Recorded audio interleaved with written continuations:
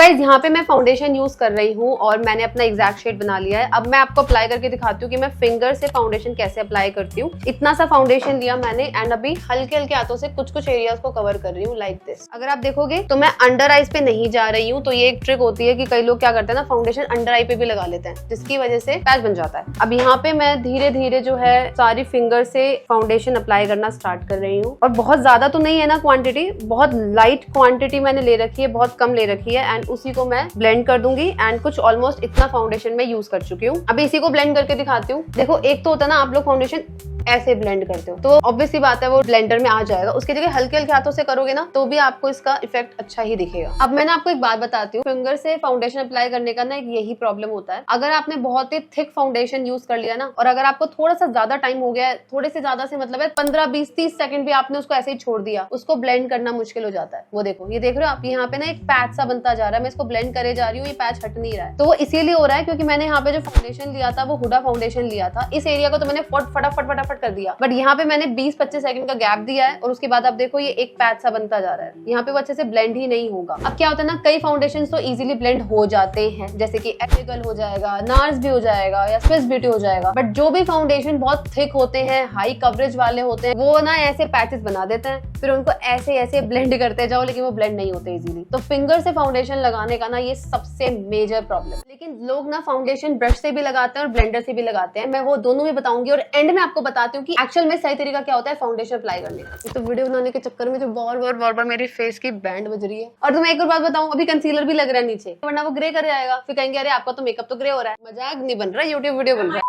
अब नेक्स्ट तरीका होता है, मैंने जो लोगों को यूज करते हुए देखा है, वो फाउंडेशन लेते हैं एंड ब्लेंडर से सीधा अप्लाई करने लग जाते हैं। चलो मैंने वही फाउंडेशन यूज कर रखा है। इस तरीके से क्या करते हैं ना, फाउंडेशन को ब्लेंडर पे लेते हैं। अब इसमें एक तरह से आप देखो कितना सारा फाउंडेशन ऑलरेडी आ चुका है एंड इसको हम अप्लाई करके दिखाते हैं। अगर आप नोटिस करेंगे ना तो ये इजीली ब्लेंड हो रहा है, आपको कहीं पे हार्श लाइंस नहीं दिख रही होंगी, काफी सीमलेस ब्लेंडिंग हो रही है। थोड़ा सा प्रोडक्ट फिर मैंने लिया एंड इस साइड पे स्टार्ट कर देती हूँ। अब मैं आपको बताती हूँ ब्लेंडर से फाउंडेशन लगाने का एक सबसे बड़ा फायदा क्या होता है। अगर पहले वाले वीडियो में मेरे फाउंडेशन के बाद बेस को नोटिस करें और अभी करें ना तो ये ज्यादा नेचुरल लग रहा होगा। ऑब्वियसली बात है बहुत सीमलेस ब्लेंडिंग हुई है, काफी नेचुरल फिनिश आई है। लेकिन अगर मैं कवरेज की बात करूँ तो मुझे कवरेज उतनी ज्यादा नहीं मिली। मैं हुडा फाउंडेशन यूज कर रही हूँ ताकि मुझे कवरेज मिल सके, लेकिन कवरेज का पार्ट तो कंप्लीट ही नहीं हो पा रहा। दूसरा जो इसका माइनस पॉइंट इसका ये रहेगा, आप नोटिस करिए कि इस पे प्रोडक्ट कितना सारा था और अब कितना सा रह गया है। तो ज्यादा प्रोडक्ट तो ना मेरे ब्लेंडर में ही है। अगर मैं आपको इसको एक्शन में दिखाऊं तो इसमें अभी तक प्रोडक्ट निकल के आ रहा है। आपको इतना तो पता चल गया होगा कि फिंगर से फाउंडेशन लगाना अच्छी टेक्निक नहीं है according to me, and blender से डायरेक्टली फाउंडेशन लगाना भी अच्छी टेक्निक नहीं है। ब्रशेस से फाउंडेशन लगाना इज मच बेटर। अब बात करते हैं कि ब्रशेस से अगर फाउंडेशन लगाते हैं ना तो दो टाइप के ब्रशेस होते हैं। एक होता है फ्लैट ब्रश जो कुछ इस तरीके से दिखता है, दूसरा होता है राउंड ब्रश जिसे हम बोलते हैं काबुकी ब्रश। पहले तो इनकी शेप की बात करते हैं। अगर आप इस शेप की बात करेंगे तो राउंड में है, सर्कल में है, प्रोडक्ट को इस तरीके से ब्लेंड करेगा डेफिनेटली। बट अगर मैं आपको फ्लैट ब्रश की बात करूं तो ये ऐसे ऐसे लगाया जाता है और इसको ब्लेंड किया जाता है। अब मैं आपको एक लाइव डेमो दिखाना चाह रही हूँ इसको अप्लाई करने से पहले कि इन दोनों में मेजर फर्क क्या होता है और इनकी फिनिशिंग कैसे दिखती है। इस तरीके से फाउंडेशन लेना एंड एक फ्लैट ब्रश से उसको अप्लाई करना। आपने ब्रश लेना है, इसको इतना लिया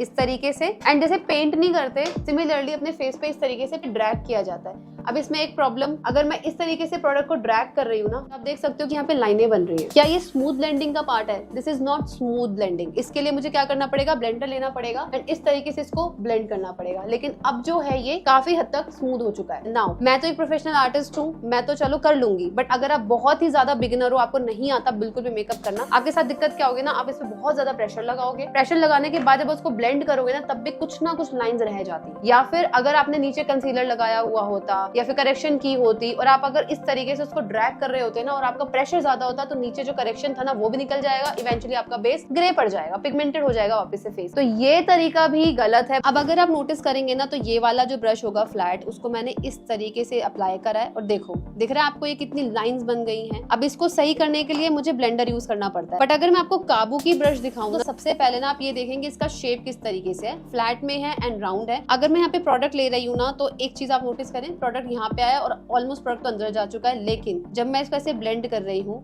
आप ब्लेंडिंग पर्सपेक्टिव से देखो, अपने आप जो है ये ब्लेंड होता जा रहा है। इधर आप फोकस करेंगे तो कितना सारा प्रोडक्ट था एंड लाइंस बन रही थी, बट अगर आप यहाँ देखोगे अपने आप सीमलेस की तरफ ब्लेंड होता जा रहा है, बट वो सेपरेटेड सा दिख रहा है। तो इसको भी फिनिशिंग देने के लिए मुझे हल्का सा ब्लेंडर की नीड पड़ेगी और पूरा ब्लेंड हो चुका है। बट अगर मैं यहाँ पे बात करूँ तो इधर भी मुझे ब्लेंडर की नीड पड़ रही है। तो चाहे आप काबू की ब्रश ले लीजिए, चाहे आप फ्लैट ब्रश ले लीजिए, लेकिन आपको ब्लेंडर तो नीड पड़ेगा ही। लेकिन यहाँ पे एक पॉइंट आप नोटिस कीजिए, आपको यहाँ पे कोई लाइन विजिबल नहीं हो रही है, क्योंकि जो काबू की ब्रश होता है ना वो ऑलरेडी सीमलेस ब्लेंडिंग देता है। बट यहाँ पे आप नोटिस करो, मैं ब्लेंड करे जा रही हूँ तो भी वो लाइन मुझे दिख रही है। इसको हटाने के लिए मुझे थोड़ा सा प्रेशर लगा के करना पड़ेगा, तब वो लाइन विजिबल होना बंद हो जाएगी। अब पिछले डेमो से आपने ये तो सोच लिया होगा कि इन दोनों ब्रशेज में ये वाला ब्रश ज्यादा अच्छा है, क्योंकि आप इजीली उसको ब्लेंड कर पा रहे हो और अपने आप ही जो बेस है फ्लॉलेस बन रहा है। बट एक डिसएडवांटेज बताऊं जो आपने नोटिस नहीं की होगी, वो ये है कि इसमें प्रोडक्ट का वेस्टेज कितना ज्यादा है। जब मैं प्रोडक्ट ऐसे ले रही हूँ ऊपर ऊपर तो ठीक है, प्रोडक्ट अंदर भी तो चला गया। तो आप ये लगा के चलो, अगर 100% प्रोडक्ट ले रहे हो ना, 60% वेस्ट होता है आपका product. Being a makeup artist मैं तो ये नहीं झेल सकती हूँ, इसीलिए